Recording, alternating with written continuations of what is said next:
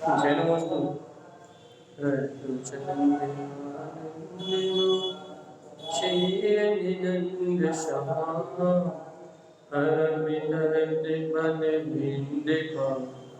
नम्यो शीत शुभा गुरुवेशे गोपति ज्ञान शरिकार तारण धरण समर्थ गुरु संसार धर्म जो जिनवरि अर्थति अर्थ जो है विनाशी भविष्यो मम ज्ञान पर देखो गुरु को धर्म को साक्षी को बार नमस्कार। श्री तारण शापाचार्य जी मंगलाचरण।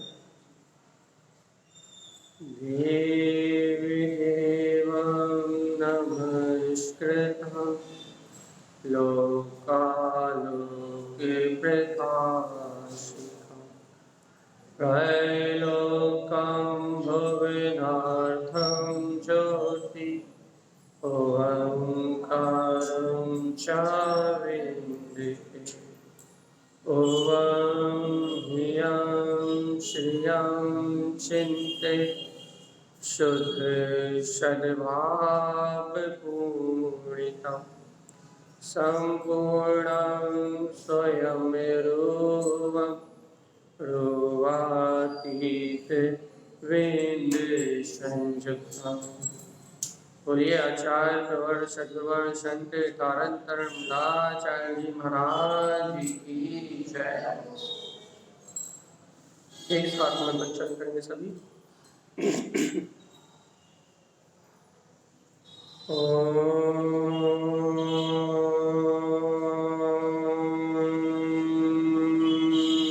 नमः वंशिते नमो नमः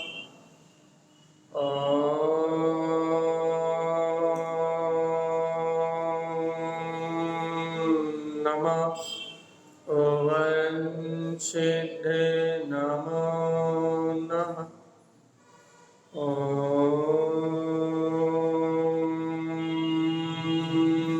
नमः वंशिते नमो नमः। परमाराध्य महाचिंतन सद्गुरुवर श्रीमद तारण और सर्वज्ञ जिनेन्द्र परमात्मा के अमृत में ज्ञान रखा। यह श्री तारण शापाचार्य महाराज जी, जहाँ आचार्य प्रवर श्रीमद तारण हमें सच्चा श्रद्धांत, सच्चा ज्ञान और सच्चा चारित्र जिनेन्द्र भगवान ने जो रत्नाकरी कहानी है, जो आत्मा के ही गुण है, उनका यथार्थ स्वरूप होता है। अपन 2 दिन से गाथा ले रहे हैं, आज अपन दूसरी गाथा पर चलेंगे। गाथा का रिविजन 2 मिनट में। श्रियम सम्यक चारित्रम, श्रेष्ठ है सम्यक चारित्र, इतना याद रखना। चारित्र के अलावा कोई धर्म है ही नहीं। श्रद्धान, चारित्र और ज्ञान ये तीनों अलग अलग नहीं है, एक आत्मा का लक्षण है। सम्यक उत्पन्न शाश्वत और सम्यक होते ही जहाँ जीव अपने ध्रुव स्वभाव का, शाश्वत स्वभाव का अनुभव करता है, जहाँ अपने ध्रुव स्वभाव का वेदन करता है, कैसा कि अपा परमप्यम शुद्धम, कि मैं आत्मा परमात्मा ही शुद्ध हूँ, इसे शुद्ध भाव में आचरण करना ही श्रेष्ठ चारित्र है। यही तारण समय कह रहे हैं, स्वयं सम्यक चारित्रम भवेत्, अपने शुद्ध भाव में आचरण करने का नाम ही सम्यक चारित्र कहा गया है। कैसा है सम्यक चारित्र? श्रियम सर्वन्य सार्धम चारित्र। अब देखो भाई चारित्र कैसा है, चारित्र का लक्षण क्या है? श्रियम सर्वन्य शाश्वतम। देखो श्रेष्ठ है, श्रियम, श्रियम के 2 अर्थ बताए हमने आपको। कौन कौन से बताए? और मोक्ष लक्ष्मी स्वरूप। तो यहाँ तारण समझ रहे श्रियम सर्वन साधन। अरे सर्वज्ञ स्वभाव जो श्रेष्ठ मोक्ष लक्ष्मी स्वरूप है, जो सौम्यक है, मांगलिक है, जय जगत कल्याणकारी है, भगवान के मुखार विंद से कहा गया है, वो श्रियम, वो मोक्ष लक्ष्मी स्वरूप सर्वन्य साधन च, वो अपना सर्वज्ञ स्वरूप साधन ही हो गया भाई, वो श्रद्धान कर ले। यदि उस सर्वज्ञ स्वभाव को, सर्वज्ञाता सर्वदृष्टा, उस स्वभाव को अपनी दृष्टि में देख रहे हो तो चारित्र्य है। देखो भैया, हमने कल भी कहा था, यदि आप मन वचन काय की शुभ क्रिया को देख रहे हो तो वो तो शरीर का परिणाम है और कर्म उदय से परिणमित होने वाली अवस्था है। लेकिन चारित्र क्या है भैया? श्रियम सर्वन्य साधन च, श्रेष्ठ सौम्यक मांगलिक जजवन कल्याणकारी, आत्मा में अनंत अतीन्द्रिय आनंद का उद्वेग प्रकट करने वाला, स्वयं सर्वन, आत्मा का सर्वनिष्ठा और सर्वज्ञाता भाव अर्थात सर्वज्ञ स्वभाव। कारण स्वामी कह रहे हैं स्वयं सर्वज्ञ सार्धम च, कि हे जीवात्मा अपने सर्वज्ञ स्वभाव की अर्थात पूर्ण स्वभाव की श्रद्धा करो, साधना करो, और क्या करो? स्वरूप व्यक्त रूपियम, और भैया अपने शाश्वत सिद्ध स्वभाव को, अपने सर्वज्ञ स्वभाव को व्यक्त रूपियम, उसको अपने अनुभव में व्यक्त कर लो। देखो, अपने सर्वज्ञ स्वभाव को, अपने स्वभाव को अपने में व्यक्त कर लेना ही, अपने स्वरूप को अपने में व्यक्त कर लेना ही चारित्र है। कौन सा रूप को? इंद्रिय विषय वाले नहीं, राग भाव से होने वाली क्रिया नहीं, कर्मों के निमित्त से जो परिणाम हो रहा है वो रूप नहीं, जो आईने में दिख रहा है वो रूप नहीं, जो आईने में दिख रहा है उस स्वभाव को प्रकट करने का नाम चारित्र नहीं। तो कौन से रूप का भैया? जो शोभनिक है, मांगलिक है, जय जयवंत कल्याणकारी है, सर्वन्यम सर्वलोकालोक को जानने और देखने वाला, मोक्ष लक्ष्मी निकेतनम सारम च, उसका जिसका तुमने श्रद्धान करा है कि मैं ही वो त्रिकाली स्वभाव हूं, मैं ही वो अभेद वीतराग तत्व हूं, मैं ही वो जय जयकार में वीतराग आत्मा हूं, स्वरूप व्यक्त रूपियम, ऐसे सर्वज्ञ स्वभाव को व्यक्त करने का नाम चारित्र। हम अनुभव में व्यक्त करो। देखो, यदि अपने को मन वचन काय की पकड़ रहेगी ना, यदि शरीर आदि की पकड़ रहेगी ना, यदि शरीर आदि में मैं बना रहेगा ना, तो ऐसा लगेगा कि भैया तो बहुत हाई लेवल की बात है, बहुत ऊंची बात है। क्यों बहुत ऊंची बात लगेगी? क्योंकि वो सर्वज्ञ स्वभाव में मैं बना भाषित ही नहीं होगा, और यदि वो सर्वज्ञ स्वभाव में मैं बना भाषित नहीं होगा तो उपयोग में व्यक्त होने वाला नहीं। क्या मान रहे हैं अपना अधिकार से? सर्वज्ञ तो अरिहंत सिद्ध भगवान ही है, सत्य है, व्यवहार से सच्चा निर्णय है कि सर्वज्ञ तो इस त्रिकाल में सर्वज्ञ तो अरिहंत और सिद्ध भगवान ही, केवली भगवान के अलावा कोई सर्वज्ञ होता है ही नहीं। लेकिन भगवान जी श्रियम सर्वज्ञ सार्धम च, लेकिन भगवान जी वो ही श्रेष्ठ सर्वज्ञ स्वभाव वो मेरा है, साधम, उसकी साधना, उसकी श्रद्धा करी क्या उपयोग में कि वो सर्वज्ञ स्वभावी मैं आत्मा हूं, क्या ऐसा सहकारिता में आया क्या?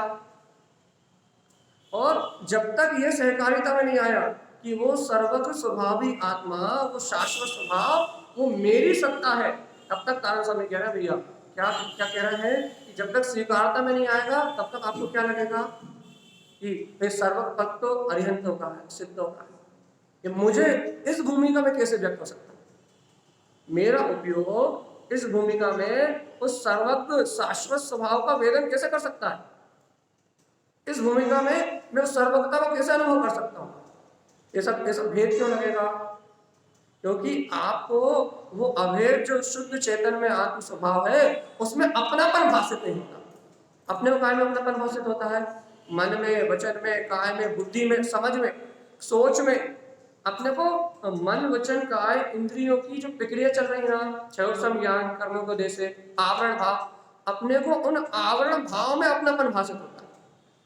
तो आवरण भाव में जब अपनापन भाषित होता है तो यहाँ तारण स्वामी कह रहा है स्वरूप व्यक्त रूपियम, हे भव्य आत्मा मोक्ष लक्ष्मी स्वरूप जो आपका सर्वज्ञ स्वभाव है उसकी श्रद्धा करो, और उस स्वरूप को अपने अपने सामने अपने उपयोग में व्यक्त रूपियम व्यक्त कर लो। मैं ही वो हूँ, मैं ही वो त्रिकाली आत्मा हूँ, इसको स्वानुभव में व्यक्त कर लो, इसका नाम चारित्र। अब क्या लगता है अपने को? एक उपवास कर लो, आज अपन एक उपवास कर लो, इसका नाम चारित्र है। ऐसे तो सोचते हैं ना, आज अपन एक उपवास कर लो तो भैया क्या हो गया, भैया आज हमने उपवास कर लिया तो चारित्र हो गया। अब उपवास का पता ही नहीं है भैया कि उप मतलब आत्मा और वास मतलब निवास, कि अपने त्रिकालीन शुद्ध गायक तत्व में, जिसमें तारण स्वामी कह रहे हैं शारदम च, कि मैं त्रिकाली गायक आत्मा ही हूं और मैं आहार करता ही नहीं, स्वरूप व्यक्त रूपियम, ऐसे स्वरूप को अपने उपयोग में व्यक्त कर लो तो चाहे। कौन सा वाला अच्छा लगता है, कौन सा वाला चार्ट अच्छा लगता है? उपवास होता, मना नहीं कर रहा हम वो कर देंगे, लेकिन उसमें आत्मा कहाँ है ये बताओ, उसमें शुद्ध चैतन्यता कहाँ है ये बताओ, उसमें तुम कहाँ हो, उस उपवास में तुम हो कहाँ? यदि उस उपवास में तुम घर के काम से निवृत्त होके, सारे पंचायत से निवृत्त होके, यदि तुम अपने स्व के अध्ययन में लगे हो, स्वाध्याय मतलब ग्रंथ लेके बैठने का नाम स्वाध्याय नहीं, यदि आप स्व के चिंतन में लगे हो तो उपवास, कि आपने पर का निवास छोड़ दिया भैया। पर का निवास छोड़ दिया मतलब आज आपने उपवास किया है तो आज पर पर्यायों से कुछ लेना देना है। अब आज न घर वालों से कुछ लेना देना है, ना परिवार वालों से लेना देना है, ना राग देश से कुछ लेना देना है। कोई से भी विकल्प चले, कोई से भी पर्याय चले, कोई से भी भाव चले, आज हमने उपवास किया है तो हमें तो पंडित जी से और किसी से नहीं लेना देना है। उपवास किया तो आज किसी से लेना देना, कोई भी आ जाए किसी से लेना देना नहीं। क्यों नहीं है भाई लेना देना? तो उपवास किया मतलब आज पर पर्यायों को देखने का, उनमें उलझने का, विकल्प करने का संपूर्ण रूप से त्याग, तो उपवास। और ये उपवास हो गया ना, मोक्ष चले जाओ। क्या सुन रहा है? कौन सा उपवास? पर पर्याय में जुड़ने का, राग देश की शुभ अशुभ परिणाम में जुड़ने का, शुभ अशुभ क्रियाओं में जुड़ने का, आज सारे काम टोटल बंद। मंदिर भी नहीं आएंगे, क्या नहीं आएंगे आज तो, मंदिर में नहीं आएंगे। अब मंदिर स्वाध्याय करके चिंतन करने के लिए आके बैठने के लिए आओ तो बात अलग है, घर में शांति नहीं है और यहाँ आके आप शांति से अनुभव करने के लिए आओ तो वो बात अलग है, स्वचिंतन करने के लिए आओ तो बात अलग है, लेकिन सर पटकने के लिए आओ तो मंदिर में नहीं आएंगे। शुभ राग का भी काम नहीं है और अशुभ राग का भी काम। आज तो कमरे में बंद होना है और क्या करना है?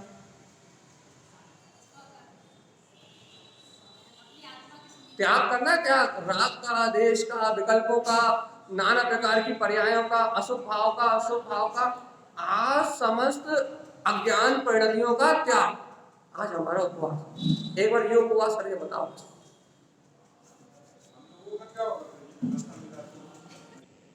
हाँ जी जी संतोष भाई जी।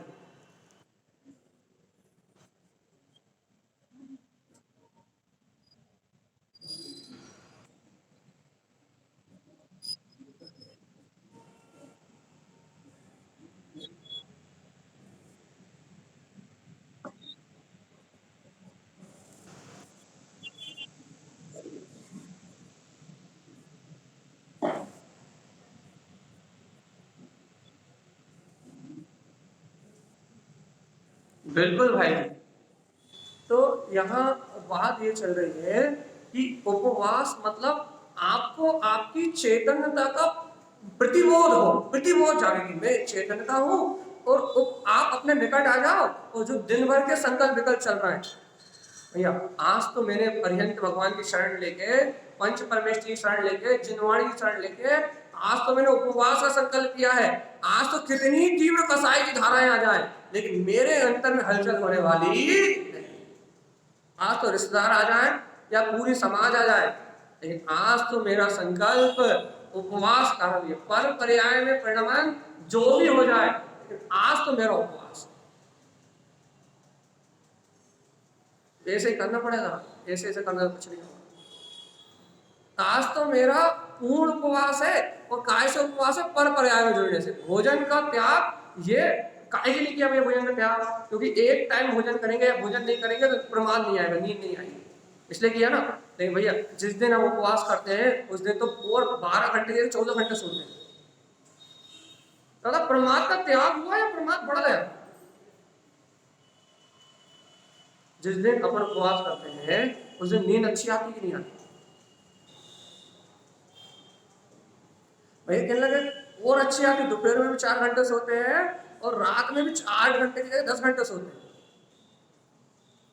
या फिर टीवी देख के या मोबाइल चला के या पिकनिक मना के पूरा दिन निकाल देते हैं। तो वो उपवास, देखो तारण स्वामी गाथा पे जा रहा है और सामान्य चर्चा निकल आई, प्रश्न आ गया, इसलिए कह रहा है कि उपवास में उप मतलब आत्मा तो गौण हो गई, वो गौण तो छोड़ो खत्म ही हो गई, खत्म, आत्मा का तो नाश कर दिया आपने श्रद्धा में, आत्मा मरती नहीं, आत्मा का तो आपने श्रद्धा में विनाश कर दिया और शरीर को भूखा मारने का नाम उपवास कह दिया, होगा दिया। अब राम नाम सकते हैं, आपने उपवास की अर्थ ही निकाल दी,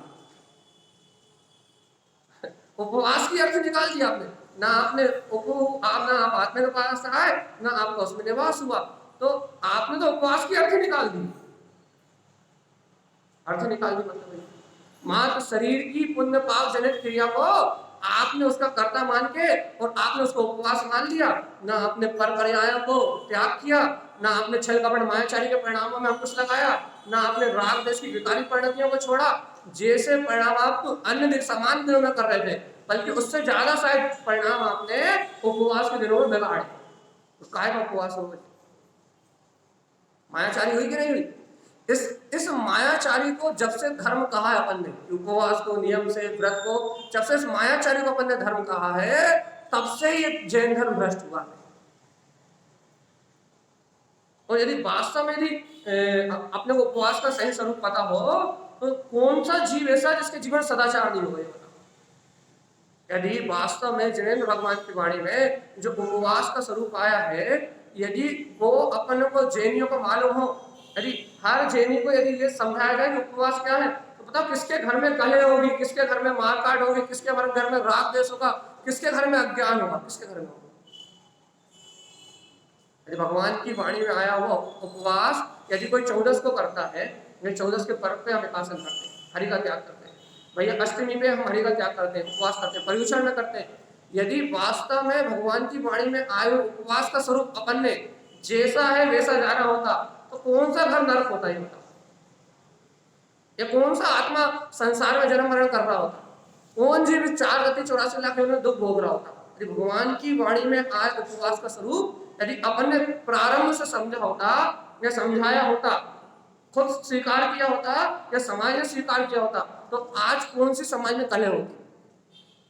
अरे हर 8 दिन में ये पर्व इसलिए आते हैं क्योंकि हफ्ते भर भी यदि प्रमादवश, अज्ञानवश, भूलवश हम यदि पापों में रत हो गए हो और अपने लिए समय ना दे पाए हो तो 8 दिन में तो एक बार, 8 दिन में तो एक बार उपवास कर लो। काय के लिए उपवास कर लो? काय के लिए कर लो? हाँ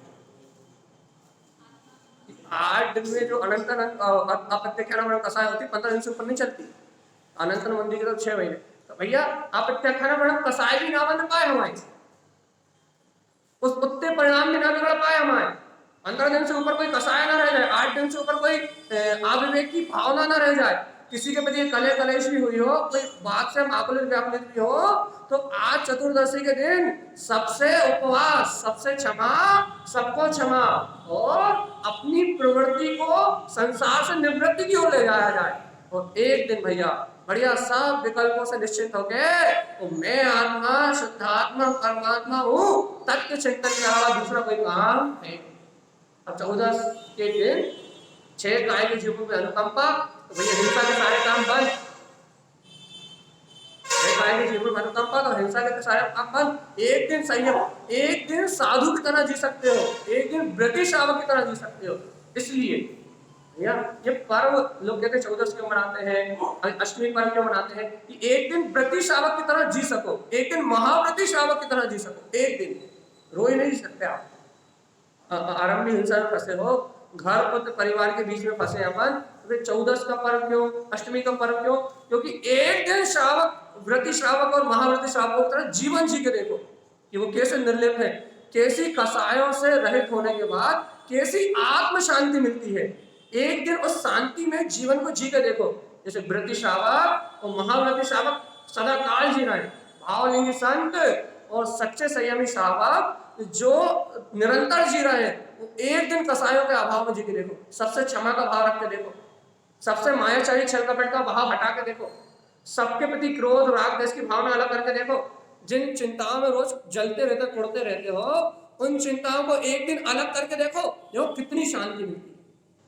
तो अभ्यास है, जैसे अपन कहते हैं ना भैया, पंचम गुण स्थान अनुव्रत अभ्यास है काय का, महाव्रती होने है कि नहीं।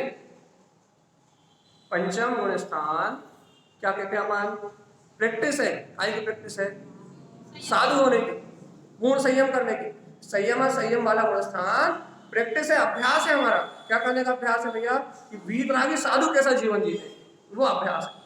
तो भैया ये आवृत्ति श्रावक जो भूमिका है, इसमें जो पर्व पड़ रहा है सदाचार में, तो आप बाकी दिन जी रहे हो, अवक्ष के त्यागी तो हो ही, अन्याय अनीति के त्यागी तो आप पहले से ही हो, लेकिन आरंभी हिंसा तो हो रही है। उस आरंभी हिंसा को भी कम करके, अति मंद करके, उस आरंभी हिंसा को भी, स्थावर और काय की शरीर को भी जो हिंसा और तरस काय करते नहीं अपन। अब झाड़ू बुहारी में हो जाए तो वो बात अलग है, लेकिन बाकी अन्य पान में तो अपन तरस काय की करते ही नहीं है।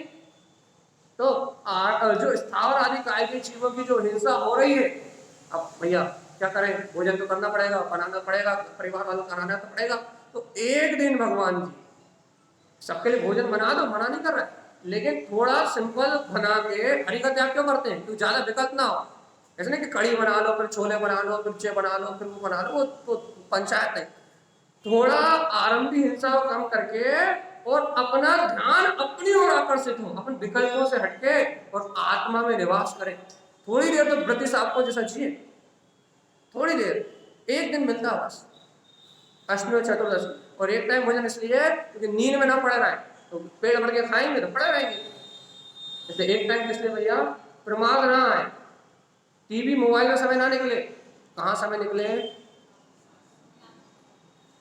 कहाँ निकलना चाहिए समय, एकांत में आत्मचिंतन।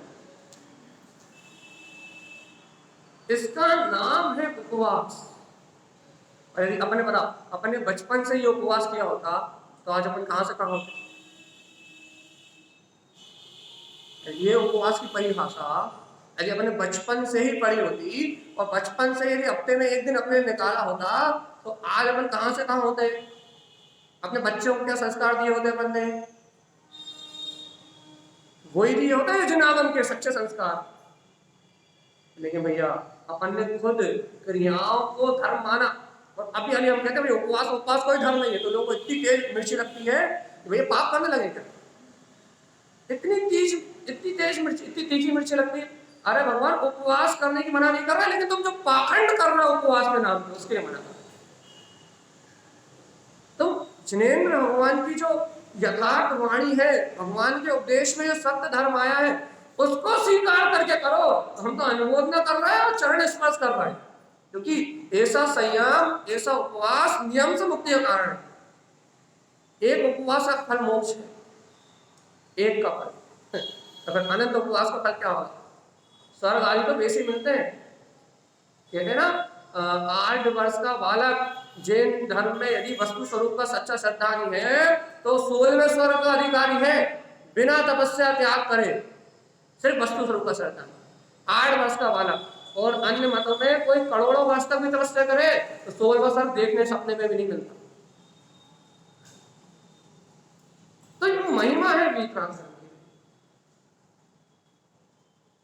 की। जिन धर्म है, ये जिन शासन है, और इस जिन शासन में यदि भगवान की वाणी को स्वीकार करते हो तो मुक्ति, और भगवान की वाणी को स्वीकार नहीं करते, हम मुक्ति के अलावा सुनाएंगे, हम क्या करें, हमारी मशीन। चलो आगे देखो, तारण समय की तरह श्रियम सर्वन्न सार्धम च, श्रेष्ठ क्या है भैया, शोभने, मांगलिक, जय जवन कल्याणकारी, जो मोक्ष लक्ष्मी स्वरूप है, सर्वज्ञ, वो मेरा सर्वज्ञ स्वभाव ही साधन, वो ही श्रद्धान करने योग या साधना करने योग है। तो तारण स्वामी क्या करें? तो कह रहे स्वरूप व्यक्त रूपियम, ऐसे स्वरूप को अपने उपयोग में व्यक्त कर लो। मतलब तुम्हें तुम्हारा सर्वज्ञ स्वभाव, जाननहार देखनहार स्वभाव तुम्हें तुम्हारे उपयोग के दर्शन में आने लगे, तुम्हें तुम्हारी सूरत में आने लगे, तुम्हें तुम्हारे श्रद्धान में तुम्हारा तत्व आने लगे। इसका नाम चारित्र है। अब इस चारित्र को ग्रहण करने की तैयारी करो। सम्यक चारित्र, शुद्ध चारित्र, इस चारित्र को अपना बना लो। मन वचन इंद्रियों से जो हो रहा है वो चारित्र मेरा नहीं है, जो जनेन्द्र भगवान ने वीतराग परिणति रूप चारित्र कहा भैया, मैं ज्ञाता निष्ठा भगवान आत्मा हूं, ये चारित्र मेरा अपना चारित्र। बताओ आज भी अपनी आस्था उठाओगे कि नहीं उठाओगे? उपवास की क्रिया से और वास्तव में उपवास से, उपयोग का निज में वास, तो आपकी सम्यक श्रद्धा और उसके निमित्त से होने वाला भोजन आदि का त्याग, ये होने वाली स्वभाव का परिणाम। इसका मना ही नहीं, क्योंकि जिस जीव को अपने अंतर में उपयोग को निवास करने की भावना होगी, जो ये चाहेगा कि मेरा उपयोग अंतर में निवास करे, उसकी क्रिया तो अपने आप ही भोजन के त्याग रूप हो ही जाए। वो खुद कहेगा भाई ज्यादा भोजन करेंगे तो प्रमाद आएगा, यदि भोजन बनाने में लगे रहेंगे तो प्रमाद आएगा, टीवी मोबाइल में लगे रहेंगे तो भैया उपवास का कोई फायदा नहीं। उसके जीवन से अपने आप सब छूट जाएगा। अपन व्हाट्सएप पे मैसेज नहीं पढ़ते क्या भैया तुम उपवास तो रोज करते हो, लेकिन उपवास करना है एक दिन तो मोबाइल करके बताओ। व्हाट्सएप में मैसेज चलता खूब, जब त्याग कर्म की बात चलती है तब क्या कहते हैं, तुम बाहर से भोजन का तो उपवास कर लेते हो, लेकिन मोबाइल करके बताओ तो उपवास मानेंगे। तो भैया भोजन का होना सरल है, लेकिन मोबाइल का होना क्यों भैया, ऐसा क्यों है? उनके लिए जो सत्य कर रहे हैं उनकी बात नहीं चल। ये आप ये बताओ मोबाइल का उपयोग करना इतना कठिन, मोबाइल का त्याग करना इतना कठिन क्यों, और भोजन का त्याग करना इतना सरल क्यों? उदाहरण आप कर सकते हो, लेकिन आज की पीढ़ी से पूछो, हमसे पूछो। जिन लोगों को थोड़ी रुचि है तत्व की, आत्मा की, उन लोगों को शायद हो जाए, वो भी शायद पक्का नहीं कह रहे, क्योंकि 2-4-10 फोन तो आएंगे। चलो, और यदि कोई न्यूज आ जाए बहुत अच्छी चीज आई है मोबाइल में, तो देखने का मन तो हो ही जाए। तो यहाँ क्या कह रहे हैं कि उपवास करना इतना सरल क्यों है, और मोबाइल का उपवास करना, मोबाइल को त्यागना। अच्छा व्हाट्सएप इंटरनेट देखो क्या बोलते हैं, आपको रात्रि भोजन को त्यागना बहुत सरल है, फिर भी अपेक्षा कर, लेकिन इंस्टाग्राम और फेसबुक को त्यागना बहुत कठिन है। क्यों?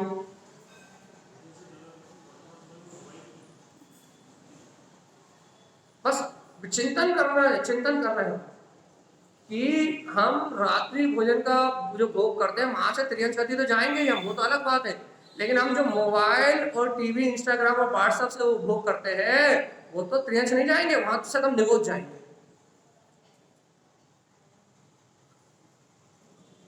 आई समझ में कि नहीं? कि बाहर का भोजन तो दिखाई देता है, और रात में वही चर्चा करें शुद्ध उपभोग अशुद्ध उपभोग की, वो बाहर का भोजन का ग्रहण करना और त्याग करना दिखाई देता है, लेकिन अंतर शुभ अशुभ भाव का ग्रहण करना और त्याग करना दिखाई नहीं देता। और जिसका त्याग करना चाहिए उसका त्याग नहीं कर रहा है, भगवान जी जिसे ग्रहण करना चाहिए उसे ग्रहण नहीं कर रहा। इसलिए संसारिक प्रपंच हो रहे हैं, वो शाम को यही विषय चल रहा है पूरा, शुद्ध भोग और अशुद्ध भोग। बहुत अच्छी गाथा है, शाम को आप सुनिए, बहुत आनंद आएगा। तो तारण स्वामी यही कह रहा है कि स्वरूप व्यक्त रूपिया, क्या करो अपने उपयोग में अनादिकाल से पुद्गल व्यक्त है कि नहीं? पुद्गल व्यक्त, ठंडी गर्मी भूख प्यास चिंता भय सल नाना प्रकार के विकल्प अपने उपयोग में दिन रात क्या व्यक्त है भैया? पर का रूप व्यक्त है। आप अपने उपयोग में झांक के देखो, अच्छा इसकी चिंता उसकी चिंता, ये क्यों नहीं हुआ वो क्यों नहीं हुआ, आप अपने चित्त में उपयोग में झांक के देखोगे तो पुद्गल के भयानक भूतों के अलावा और कोई भयानक भूत है, इनके अलावा कोई दिखाई नहीं देता। क्यों नहीं दिखाई दे रहा? अपने उपयोग में उद्गल के भयानक भूतों के अलावा, इंद्रिय विषयों के भूतों के अलावा और कोई दिखाई क्यों नहीं दे रहा?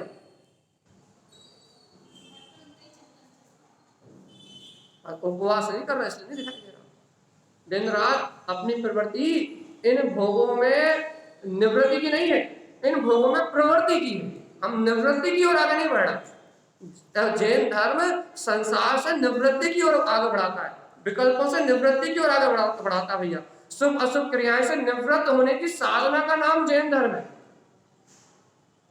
आत्मा में प्रवृत्ति का नाम जैन धर्म है। लेकिन अपन उल्टा कर रहा है। क्या कर रहा है कि आत्मा से ले ली निवृत्ति, तथ्य की चर्चा मत करो, आत्मा की बात क्रियाएं करवाते रहो, तथ्य की चर्चा मत करो, आत्मा की बात मत करो, भेद ज्ञान की बात मत करो, शुद्ध आत्मा का बहुमान जगाने की बात मत करो। अपन ने निवृत्ति की बात को कर दिया गौड़, और प्रवृत्ति की बात करो। बताओ कितना दान देना है, कितने आयोजन करवाना है, आपको बाहर में कितने घंटे भक्ति करवाना है, बाहर में आपको कितने घंटे बाहर की क्रिया कराना है। आप बाहर की क्रिया की बात करो, जितनी कहो उतनी करवा दे।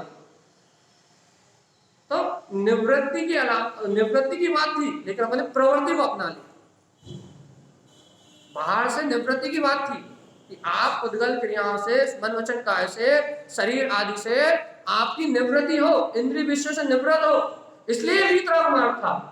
लेकिन भैया अपनी अज्ञानता ने, अपनी मूर्खता ने प्रवृत्तियों में विश्वास करना चालू कर दिया। मन वचन काया की क्रियाओं में, उपवास की क्रिया में विश्वास करना चालू कर दिया है, लेकिन आत्मा के निवास में विश्वास खत्म कर दिया। जैन धर्म की परिभाषा बदल दी, अब विद्वानों ने बदली।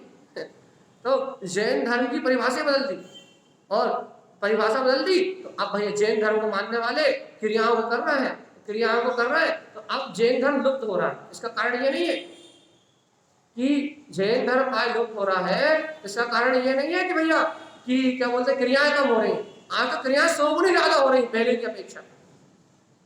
लेकिन जैन धर्म लुप्त क्यों हो रहा है? क्योंकि जैन धर्म का सिद्धांत गायब कर दिया, अहिंसा गायब कर दी आपने, आपने आकर्तावाद गायब कर दिया है, आपने अहिंसा गायब कर दी है, आपने जो सिद्धांत थे उन्हीं को गायब कर दिया, आपने आत्मा गायब कर दिया। जैन धर्म मतलब ज्ञान मार्ग, आत्म तत्व की साधना, इसमें से आपने आत्मा निकाल दिया, आकर्तावाद निकाल दिया, भैया अहिंसा निकाल दी, तो बचा क्या? आयोजनों में हिंसा, उसके अलावा कुछ नहीं। जहां निवृत्ति की बात थी वहां प्रवृत्ति ने जन्म ले लिया, और जहां प्रवृत्ति करने की बात थी आत्मा में, वहां निवृत्ति ले ली। आत्मा से तो हमारा कोई संबंध है ही नहीं, है कि नहीं? कोई संबंध ही नहीं। भैया जब तक अपनी आत्मा से अपना संबंध नहीं है, जब तक मुक्ति मार्ग कहां से लाओगे भगवान आत्मा? अब देखो हम कुछ नहीं कर रहे, देखो कहा था मिलाइए, श्रियम सर्वन्य साधम चा, जो शोभनिक है, मांगलिक है, जय जयवंत कल्याणकारी है, सर्वज्ञ परमात्मा के समान सर्व का ज्ञाता दृष्टा है, साधम चा हे भव्य आत्मा, इसकी साधना करो। इसकी साधना से क्या होगा? स्वरूप व्यक्त रूपी अपना स्वभाव ही अपने सामने व्यक्त हो जाएगा। वो केवल ज्ञान में स्वभाव अपने उपयोग में, अपने स्वानुभव में व्यक्त हो जाएगा। और क्या होगा गुरु महाराज? श्रियम सम्यक ध्रुव शुद्धम, या श्रेष्ठ जो सम्यक है ध्रुव शुद्धम, वो शाश्वत शुद्ध आत्मा जो शुद्ध स्वभाव है वो आपकी अनुभूति में आ जाएगा। कौन अनुभूति में आएगा? श्रेष्ठ कौन सा श्रेष्ठ भाव? सम्यक का भाव। और सम्यक भाव में कौन अनुभूति में आएगा? ध्रुव शुद्धम, जो शाश्वत है और शुद्ध स्वभाव वाला है। शुद्ध उपयोग में जो अपना त्रिकाली स्वभाव है वो शाश्वत स्वभाव आपकी अनुभूति में आएगा जब अपने रूप को व्यक्त करोगे तब। और यदि राग देश के विकल्प में उलझे रहोगे तो घर पुत्र परिवार के भूत के अलावा कोई दिखेगा, समाज के भूत के अलावा कोई दिखेगा नहीं। विकल्प ही विकल्प चलेंगे। पर पर्याय की ओर देखोगे, पर में प्रवृत्ति करोगे तो विकल्प पर भाव के अलावा, पुद्गल के अलावा कोई नहीं दिखेगा। और स्वरूप को व्यक्त करोगे तो तारण स्वामी कह रहे हैं स्वरूप कैसा भैया? सम्यक्त मैं है, श्रेष्ठ स्वभाव का धारी है, ध्रुव शुद्धम शाश्वत है और अनादि निधन शुद्ध है। अपने रूप को व्यक्त करोगे तो ये दिखाई देगा, अपना वीतराग पद दिखाई देगा, अपना वीतराग स्वभाव दिखाई देगा। और अपने स्वभाव को व्यक्त नहीं करोगे ये संसार के भूत दिखाई देगा। और देखो क्या कह रहा है? श्रियम सम्यक चरणम बुधे, जो बुद्धिमान होते हैं ना, बुधे मतलब बुद्धिमान ज्ञानी, जो बुद्धिमान होते हैं वो श्रियम सम्यक चरणम, वो इस श्रेष्ठ सम्यक चारित्र को ग्रहण कर लेते हैं, अपने आत्मा की प्रवृत्ति को अपना लेते हैं, बुद्धिमान। और जो बुद्धिमान नहीं होते वो बाहर क्रियाएं करते करते अपने आप को संतुष्ट कर लेते हैं और अनंत संसार में परिभ्रमण करते हैं। इसका नाम है ज्ञान मार्ग। स्वाध्याय करने का ये लाभ है, कर्णानि योग पढ़ने का ये लाभ है, द्रव्यानि योग पढ़ने का ये लाभ है। क्या लाभ है? कि हमें पर पर्याय से निवृत्ति का मार्ग मिलता है, कर्तव्य भाव टूटता है, भोक्तव्य भाव टूटता है और हमें स्वतंत्रता का बोध होता है कि मेरा आत्मा क्या कर सकता है। और स्वाध्याय नहीं करने का, क्रियाओं में रत रहने का, अज्ञान का ये नुकसान है कि हम धर्म को भी शरीर से करना चाहते हैं, हम धर्म को भी बाहर करना चाहते हैं, हम अपनी वस्तु को भी बाहर की क्रियाओं से प्रकट करना चाहते हैं, आत्मा को भी बाहर में अनुभव करना चाहते हैं, वो अंतर की ओर मार्ग नहीं करता। स्वाध्याय का क्या लाभ, आत्मचिंतन का क्या लाभ है भैया? द्रव्यान योग पढ़ रहा है, दोपहर में कर्णानि योग पढ़ रहा है, गुणस्थान पढ़ रहा है, क्या लाभ है इसका? कि ये पता लगता है कि मोह राग आदि से, माया आदि के परिणाम से अलग होके जो अपना जो स्वभाव है उसको व्यक्त करने का नाम साधना। तो बाहर से होने वाली क्रियाएं भैया कितनी ही हो, लेकिन कर्णानि योग कहता है कि जब तक परिणामों में निर्मलता नहीं आई तब तक तुम यहाँ मेरे से बाहर निकल जाओ। तुम बाहर में 28 मूल गुणों का ही पालन कर लो तो कर्णानि योग तो छठे गुण स्थान में नहीं बोलेगा, वो कहेगा पहले गुण स्थान में पड़े। बाहर में 28 मूल गुणों का पालन, 11 अंग, 9 पूर्व का पाठी, वो पहले गुण स्थान में पढ़ाऊं? बिल्कुल आप पहले गुण स्थान में हो।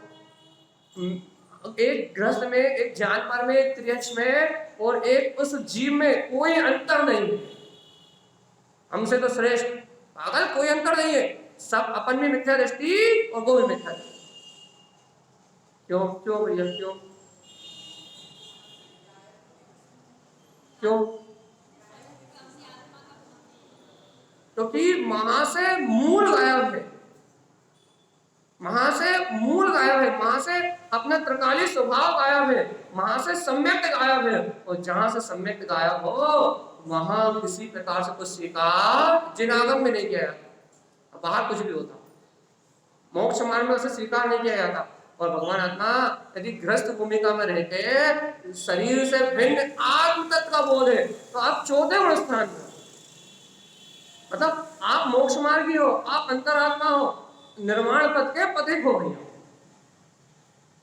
अब आप अपना अपना निर्णय करना भैया कि हम वास्तव में किसको किसको सत्य मानते हैं। उदाहरण समय कह रहे हैं श्री सम्यक चरणम बोले, बुद्धिमान श्रेष्ठ सम्यक चारित्र को स्वीकार करता है। बुद्धिमान, अज्ञानी क्या करता है? शरीर की क्रियाओं को चारित्र मान के, धर्म मान के दुर्गति में चला जाता है। और ज्ञानी क्या करता है भैया? शरीर की होने वाली सब क्रियाएं तो होने वाला परिणाम है, लेकिन चारित्र को अपने स्वभाव में, शुद्ध बुद्ध आत्मा में आचरण करना है। ऐसी सम्यक श्रद्धा और सम्यक आचरण से वो अपना मुक्ति का मार्ग बना के भविष्य में स्वर्ग आदि गतियों में जाता है और बाद में निर्वाण को प्राप्त कर लेता। तो क्या है चारित्र? चारित्र क्या है? चारित्र क्या है? आपको स्वरूप का स्मरण आए तो चारित्र, आपको यदि अपने शुद्ध स्वभाव का स्मरण आए, गायक तत्व का स्मरण आए और आपकी प्रवृत्ति स्व स्वभाव रूप हो तो चारित्र। और भाई राग देश कसाय रूप, अनादि काल से जैसी चल रही मिथ्या भाव रूप, यदि वैसी प्रवृत्ति हो तो अनंत काल से जैसा संसार था भैया, जैसा था वैसा ही रहेगा। मुक्ति का मार्ग नहीं है जीवात्मा। इतनी सी बात क्यों नहीं समझ में आ रही कि स्व मतलब आत्मा, बस स्व मतलब आत्मा, आत्मा के अलावा स्व किसी को कहा नहीं जा सकता। और आत्मा के अलावा जितना भी है वो सब पर के खाते में ही आए, और पर से कभी कल्याण होना नहीं। कि अपन बचपन से इतना तो जैन धर्म में जन्म लिया है, इतना तो मैंने बचपन से सीखा है ना, तारण पंथ में जन्म लिया, इतना तो बचपन से याद किया ना कि आता मी है देव निरंजन, आता मी है सतगुरु भाई, आता मी है धर्मशास्त्र, आता मी है सुखदाई। बचपन से रटा कि नहीं रटा? इतना तो रट्टा मारा ही अपन ने। तो भगवान जी जो अपन ने बचपन में रटा है संस्कार में तो है ना, तो जब बचपन से जो अपन ने सुना है, बचपन से जो अपन अपनी अवधारणा लेके चल रहे हैं, जब आज उसे स्वीकारने का अवसर आ रहा है कि वास्तव में वो मेरा भीतरा स्वभाव हितकारी है, और ये कर्ता भोक्ता की परिणति सब आत्मा का पतन करने वाली है, तो अपने संस्कार में ही है ना कि मैं आत्मा हूं। तो भैया उन संस्कारों का अनुभव की ओर क्यों नहीं ले जा रहा है, उस मान्यता को दृढ़ क्यों नहीं कर रहा है? ऐसा तो नहीं है आत्मा की बात सुन के आप करंट लग रहा हो, भाग रहे हो। संस्कार है इसलिए आत्मा की बात सुन रहे हो, कहीं और कोई को बिठा दो तो कहेगा ये क्या कहानी सुना है। तो आपके पंथ के संस्कार कहो, जन्म के संस्कार कहो कि आपको आत्मा की बात सुन रहे हो, भगवान की वाणी सुन रहे हो, ये आपके संस्कार ही आपका साथ दे रहे हैं। यदि आपके संस्कार आपका साथ नहीं देते तो आप यहां से उठ के निकल लेते कि नहीं निकल लेते? भगवान आत्मा जब संस्कार तो कहीं ना कहीं पड़े हैं, लेकिन समय अच्छा आ गया अपना कि संस्कार तो पड़े हुए हैं। यदि इस समय यदि अपने तारण पंथ में जन्म लेके यदि इस समय अपने वीतरागता को स्वीकार कर लिया, सम्यक चारित्र को स्वीकार कर लिया, अपने आत्मा की अनुभूति के मार्ग में अपना कदम आगे बढ़ा लिया, तो भाव भाव के ब्रह्मांड बैठ जाए। अनंत काल की दुख में यात्रा, अनंत काल का पंच परावर्तन का जो दुख है भैया, वो हमारी चेतना से अलग हो जाएगा। तो भैया मेरा आत्मा ही अपने परम सुख को प्रकट कर लेगा। तो यदि भैया इन ऐसे जैन कुल के उत्तम संस्कार होने के बाद भी यदि इंद्रिय विषय भोगों में अपने जीवन खत्म कर दिया, बताओ एक त्रियंश में या फिर एक अन्नमत वाले में या फिर एक नारकी जीव में या एक स्वर्ग में जो जीव है उनमें और अपने में क्या अंतर बता दो। जानवर काहे के लिए जीता है? त्रियंश के पास क्या काम है? खाना और भोग है ना, इन 5 इंद्रिय के विषय मिल जाए, उसे अपने भोग मिल जाए, बस इसके अलावा उसको कोई चाहना है क्या? और अपने क्या चाहना है?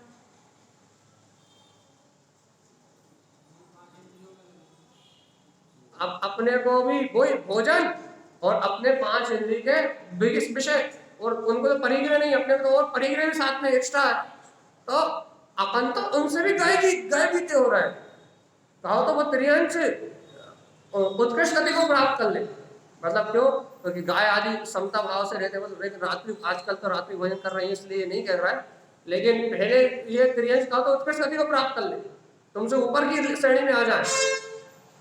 लेकिन भगवान जी अपन कहाँ जाएंगे?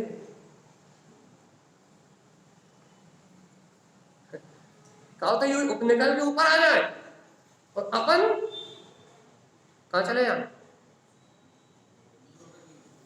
अपन नीचे चले जाए, ये ऊपर आ जाए। ये सिर्फ अज्ञानता का कारण, सिर्फ अज्ञान। और तारण स्वामी का विज्ञान देखो, 75 गुण वेदन्ते, और कह रहे हैं जो क्या बोलते हैं देवों के जो 5 गुण है पंच परमेष्टि, गुरुओं के जो 3 गुण है रत्नात्रय, शास्त्र के जो 4 गुण है 4 अनियोग, क्या कह रहा है कि 75 गुण वेदन्ते। ज्ञानी क्या करता है? उनकी पूजा नहीं करता, वेदन्ते उन 75 गुणों का वेदन करता आत्मा में, वेदन, ये मेरे आत्मा के ही गुण है। उनके नाम की माला नहीं जपता, तो माला जपता भी है तो माला जपने के पीछे अभिप्राय अब उन गुणों को अपने में प्रकट करने का होता है। तो भैया ज्ञानी क्या करता है?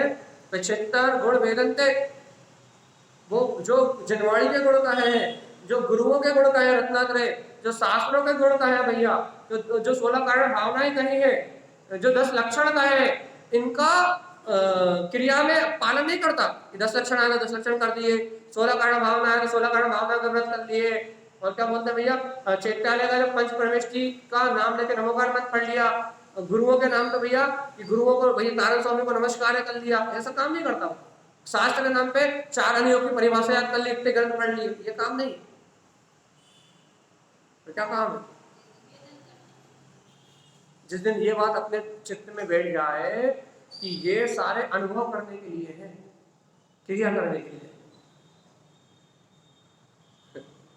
पंच परमेष्ठी, ये शास्त्र, ये क्या बोलते हैं, ये गुरु, ये सब वेदन करने के लिए है, क्रिया करने के लिए। जिस दिन अपनी साइकोलॉजी ही सही हो जाए, अपना लक्ष्य ही सही हो जाए कि ये सब वेदन के लिए है, इनके गुणों का वेदन करना है, इनके समान रत्नात्रय का वेदन करना है, ये हमारे वेदन के लिए है, ये हमारे बंधन के लिए नहीं है। व्यवहार में बंधन करना अलग बात है, लेकिन ये हमारे वेदन के लिए है, बंधन के लिए नहीं। और जिस समय वेदन करोगे उस समय सच्चा बंधन होगा, जिस समय वेदन करोगे उस समय तुम उनके समान गुणों को प्रकट कर पाओगे, उस समय सच्चा बंधन होगा। तो भैया जब तक उन गुणों का वेदन नहीं करोगे तब तक क्रिया के अलावा कुछ होने वाला होगा। भैया छोड़ो तो गुण भी याद नहीं है, 16 कारण भावनाओं का नाम पूछ लो नहीं पता। हाँ, नाम ही नहीं पता, लेकिन ठीक है, अब आप कह रहे तो नहीं है, अब आप कह रहे हो तो मान लेते हैं, अब आपकी बात थोड़ी काट पाएंगे। सही बात,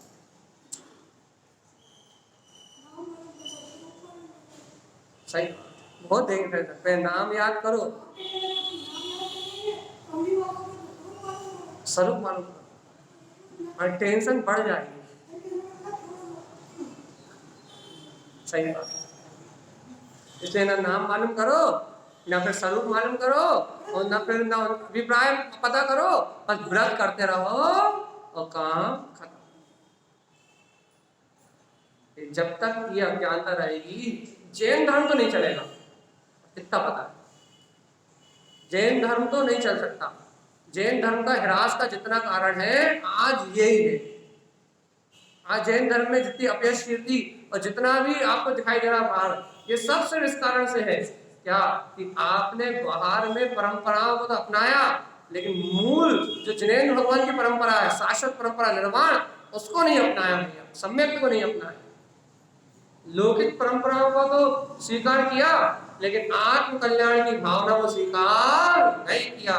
और जब तक स्व आत्म कल्याण की भावना को स्वीकार नहीं करोगे तब तक वीतराग को लागे बढ़ने वाला नहीं।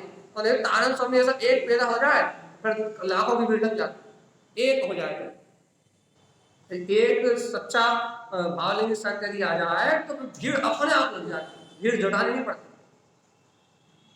लेकिन भगवान आत्मा वास्तव में सत्य को स्वीकार तो किया जाए। अरे वीतरागी भावलिंग संत वो होते हैं जहाँ ना जाति होती ना पंथ होती। और तारण स्वामी के संग में जितने जैन नहीं तो उससे ज्यादा अन्य मत के लोग थे। तो जहाँ भेदभाव नहीं है, दिगंबर श्वेतांबर तेरापंथी तारणपंथी कोई नहीं, जहाँ एक मोक्ष मार्ग बस। भैया कहते हैं दिगंबर 10 दिशाएं अंबर हो जिसका, जहाँ किसी से राग स्नेह और द्वेष का परिणाम भी प्रकट ना हो, उसका नाम साधु। अब आज छठा प्रसाद पढ़ेंगे, आज ही है ना, आज कल 5वां हो गया अपना, है ना, आज छठा पढ़ेंगे, आज होगी ये चर्चा। तो सावधान, क्या कह रहे हैं तारण स्वामी, क्या कि 75 गुण वेदन थे, 75 गुणों का वेदन करता है, साधम चा शुद्धम ध्रुवम, काय को साधता है, शुद्धम ध्रुवम, शुद्ध भाव से अपने शाश्वत ध्रुव स्वभाव को साधता है। और सुनो तो पूजतम स्तुतम जे, पूजा करता है, स्तुति करता है। अब है पूजा स्तुति, जब उस सत्य का वेदन कर रहा है, जब अपने शाश्वत ध्रुव स्वभाव को अनुभव कर रहा है, तो कह रहा है इसी का नाम है पूजतम, इसी का नाम है पूजता है वो। स्तुतम स्तुतम, स्तुति करता है जैन, भव्य जन शुद्ध दृष्टिता, वो ही इस लोक में भव्य है और शुद्ध दृष्टि का धारी है। अपन एक नहीं भव्य, ऐसी स्तुति चाहिए जैसे तारण स्वामी ने कही। स्तुति वो नहीं रटली, वो वाली नहीं, आत्मी देव निरंजन बचपन से पढ़ना थी, वेदन रूप आत्मा देव निरंजन है। तो स्तुति पढ़ते पढ़ते उछाल आना चाहिए कि अरे वास्तव में मैं देव हूं, मैं गुरु हूं, मैं धर्म हूं, मैं शास्त्र हूं, मैं कहां भटक रहा हूं। ऐसा उछाल आया तो आत्मा में देव निरंजन स्तुति हो गई। वो देव है। अरे मैं माता पिता को अपना मान रहा हूं, तो यहाँ तो क्या पढ़ा हूं, आता में है गुरु भाई, ये आता में भाई है, और मैं भाई को भाई मान रहा हूं। बहुमान आ जाए कि अरे आता में भाई है, बस हो स्तुति। समझ में नहीं आ रही? 10 मिनट हमें बोलना तो पड़ेगा, नहीं आ रही समझ? गुरु महाराज कह रहे हैं पूजतम, पूजा कब है, जब पूज्य के समान, उनके गुणों समान तुम्हारा आचरण हो जाए तो पूजतम स्तुतम। जैन जो भक्तजीव इस प्रकार से 75 गुणों का वेदन करते हुए, सम्यक चारित्र को ग्रहण करते हुए पूजा स्तुति में रत है भक्तजन, और इस लोक में वही भक्त है जिनकी भक्तता का जागरण हो गया है या हो रहा है। शुद्ध दृष्टितम, वो शुद्ध दृष्टि के धारी है, मतलब उन्हें क्रियाओं में धर्म दिखाई नहीं देता, उन्हें लौकिक व्यवहार में धर्म दिखाई नहीं देता, उन्हें बाहर के प्रपंच में धर्म नहीं दिखाई देता। वो शुद्ध यथार्थ वस्तु के स्वभाव को जानते हैं, उन्हें ज्ञान दर्शन और चारित्र की पहचान है, उन्हें निज आत्मा में धर्म दिखाई देता है, रुचि पलट जाती है। अनादिकाल से जो रुचि बाहर की ओर भग रही है, अनादिकाल से इंद्रिय विषयों की ओर जो आसक्ति का भाव है, वो भाव पलट जाता है, पर से निरासक्त हो जाते हैं और आत्मा में आसक्त हो जाते हैं। अरे सबसे बड़ी आसक्ति तो एक बार आत्मा की प्रकट कर लो तो निर्माण हो जाएगा। आसक्त हो जाओ अपनी आत्मा, अनुरक्त हो जाओ, राग कर लो, मोह कर लो अपनी आत्मा से। यदि आत्मा से मोह हो गया ना, सिर्फ मोह करना, आपको कुछ नहीं करना। यदि आत्मा में आसक्ति हो गई तो संसार की आसक्ति अपने आप छूट गई। परिणाम तो बदलना है, बस जो पर सम्मुख हो रहा है, पर के लिए हो रहा है, उन्हें पलट के स्व की ओर पलट लो भैया। अब ये बातें ऐसी लगती भैया तो राम कहानी है ना, राम कहानी बच्चों को सुना है पाठशाला, बहुत बढ़िया। उसमें भी, उस राम कहानी में भी जिनेंद्र भगवान के गुणों की महिमा के अलावा कुछ नहीं। और ये राम कहानी है ना, राम कहानी सुना रहे ना,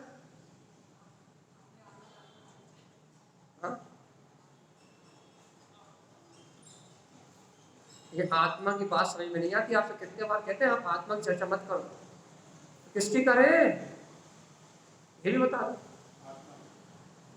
अरे भैया कितने बार कहते हैं कि आत्मा की चर्चा में समझ में नहीं आती, आप आत्मा की मत करो। उसके अलावा क्या करें फिर ये बता दो, क्या करें? तो जिन्हें कहानी सुनना है ना, वो आप बच्चों के साथ बढ़िया 7 बजे से लेके 8 बजे, बिल्कुल राम कहानी एकदम, वो टीवी वाली नहीं जो आपने सुनी है, वो नहीं, जो रियलिटी है वीतराग धर्म के, जो भावलिंगी केवल ज्ञानी महामुनिराज जो रामचंद्र है उनकी कहानी। तो जैन धर्म का श्रद्धानी लक्ष्मण है, जैन धर्म का श्रद्धानी रावण है, जैन धर्म का श्रद्धानी सीता है, उनकी कहानी। जो मिथ्यात्व की ओर पलट के भी नहीं देखते, जिनके नाम पे मिथ्यात्व हो रहा है, जो उसकी ओर पलट के भी नहीं देखते, उनकी कहानी ओरिजिनल रियलिटी। कहानी सुनना है बहुत अच्छा समय आपके लिए, 7 से 8 बढ़िया मस्त। देखिए भगवान जी यहाँ तो तत्व चर्चा करने आया। तत्व का अर्थ क्या होता है? हाँ, तत्व का अर्थ सार, या तत्व कहते हैं मात्र शुद्ध स्वभाव, अर्थ को। तत्व का अर्थ ही सार होता है। यदि आप सार सुनने आए हो, तत्व चर्चा सुनने आए हो, तो उसमें आत्मा के अलावा और किसी का प्रवेश है ही नहीं, क्योंकि तत्व मात्र आत्मा है और आत्मा को छोड़ के बाकी सब अतत्व है, आपके लिए प्रयोजनी है ही नहीं। अब यदि आत्मा की चर्चा नहीं करें, तत्व की चर्चा नहीं करें, तो फिर क्या करें?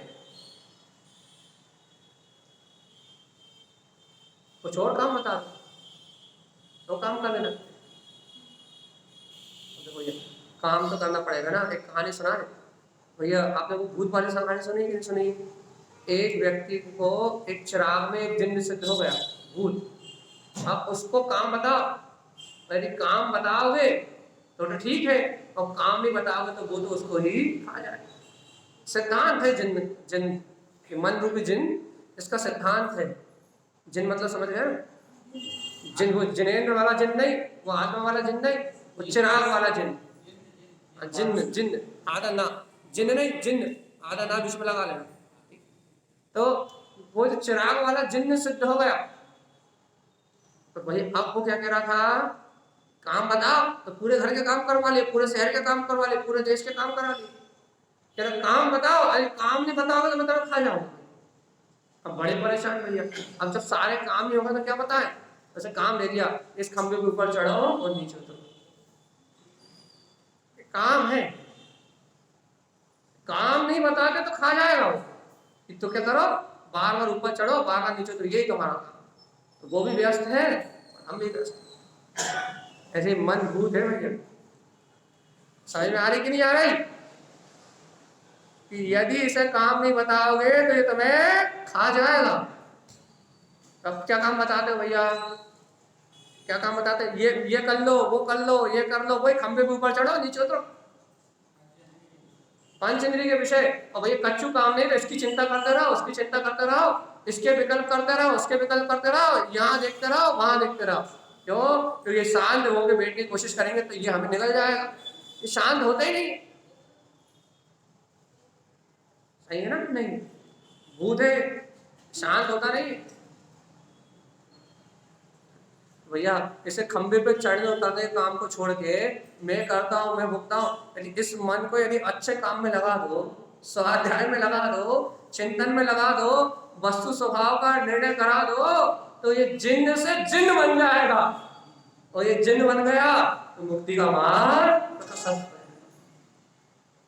आकर्तावाद की घुटी पिला दो भगवान जी, वस्तु स्वभाव का निर्णय करा दो कि जब जो होना है वो परिणमन में होना है, और मेरी चेतना का इस होने वाले परिणमन से कोई संबंध नहीं। भेद ज्ञान में लगा दो उसे, तो वो तुम्हें अशुभ भाव में खाएगा नहीं, निकलेगा नहीं। वो तुम्हें कर्तव्य की वासना में नहीं ले जाएगा, वो तुम्हें पाप विषय कसाय में ले जाएगा, वो तुम्हें मोह राग की परिणति में नहीं ले जाएगा। ऐसे इस मन को यदि भेद ज्ञान तत्व निर्णय में लगा दोगे तो वो तुम पापों में नहीं ले जाएगा, व्यर्थ की समाज की चिंता में, देश की चिंता में, राजनीति में, क्या बोलते हैं, स्त्री कथा में, चोर कथा में, इन कथाओं में नहीं ले जाएगा भैया, राज कथा में, इसमें नहीं ले जाएगा। कब नहीं ले जाएगा भैया, जब उसे आप सही काम बता दो तो आपका कल्याण हो जाएगा। और यदि उसे काम नहीं बताओगे तो नरक ले जाए बिना, निरोध ले जाए बिना, वो छोड़ेगा नहीं। और याद रखो, देखो, हाँ वही मैं कहने वाला था, वो इतना बढ़िया काम करेगा, इतना बढ़िया षड्यंत्र रचेगा कि वो आपको असंगी पर्यायों में भेज देगा, निरोध आपको भेज देगा, खुद जाएगा नहीं, खुद यही रह जाएगा। गजब की लीला है। वो जिन्न तुम्हें निकल जाएगा और उसको कुछ होगा नहीं, वो जहां का तहां रहेगा, असंगी पना हो जाएगा तुम्हें। तुम एक इंद्रिय स्थावर पर्याय में निगोद में चले जाओगे और वो जाएगा नहीं, वो कहेगा तुम मरो, हमारा क्या, तुमने हमें सिद्ध किया था, तुमने संगी पंचेंद्रिय पर्याय पाई थी, तुमने हमें सिद्ध किया था, तुम सही काम नहीं करवा पाए, तो अब तुम मरो, हम जा रहे। तुमने चिराग घिसा था तो तुमने जिन्न प्रकट किया था, अब तुम उससे सत्यकार करवा लो या असत्यकार करवा लो। ऐसे तुमने पुण्य का उदय करा, चिराग घिसा, तुम संगी पंचेंद्रिय पर्याय में आ गए। अब संगी पंचेंद्रिय पर्याय में आके तुमने इस मन से सही काम करवा लिया तो ठीक, और यदि सही काम नहीं करवाया, इसका उपयोग इधर उधर के विचारों में, यहाँ वहां की चिंता में, आकुलता में, पाप में, व्यर्थ की चिंताओं में, आकुलता में, यदि इसका उपयोग बाहर के प्रपंच में किया, शुभ अशुभ क्रियाओं में, तो क्या करवा लो, जिन है ये तुम्हें निकल जाएगा, खुद जाएगा नहीं, संगी पंचेंद्रिय पना छूट जाएगा तुम्हारा, और तुम्हें पटक देगा एक इंद्रिय दो इंद्रिय पर्याय में मरो, जन्म लो मरण करो, जन्म लो मरण करो, जन्म लो मरण करो, तुम्हें फेंक देगा नीचे और खुद तुम्हारे साथ जाएगा। बताओ, जिन्न का उपयोग सही करना है कि नहीं करना? 2 मिनट बचे, जिन्न का सही उपयोग करना है कि नहीं करना? इसलिए कह रहा है जिन्न का सच्चा उपयोग, सही उपयोग कर लो, सदुपयोग कर लो, अपने कल्याण में उपयोग कर लो इसको। इस मन को आत्म मनन में लगा दो तो मुक्ति मिल जाएगी। और यदि इस मन को पाप विषय कसाय, शल्य चिंता और विषय भोगों में लगा कर रखा तो मुक्ति हमारा प्रिय विषय। हमें तो वही सुनाई देती है, आप कुछ भी बोलो। यदि भैया अपने मन को आत्मचिंतन में, अपने तत्व ज्ञान में और भेद की विज्ञान में लगा लिया तो मुक्ति, लेकिन हमें नहीं सुनाई देती। आप बोलो कितने मुक्ति, हमें नहीं सुनाई देती नहीं है, हम क्या करें? वो शायद हमारे डिक्शनरी में ही नहीं है। हमें नुक्ति सुनाई देती।